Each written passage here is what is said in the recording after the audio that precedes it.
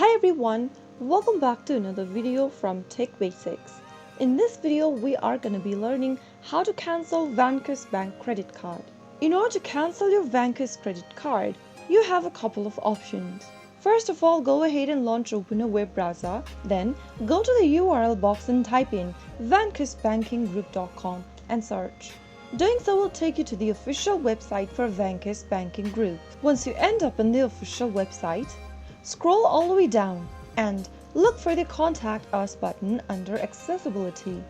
Give it a click to open up the Contact Us tab, from where you can go ahead and call on the customer service number provided.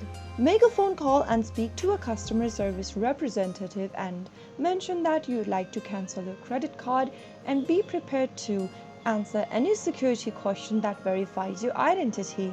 You can also go ahead and visit the Vanquis Bank branch nearby you and speak to an agent about the credit card cancellation. But remember that you must make sure to pay off any outstanding balances on your card. Vanquis will not close off your account until the balance is zero.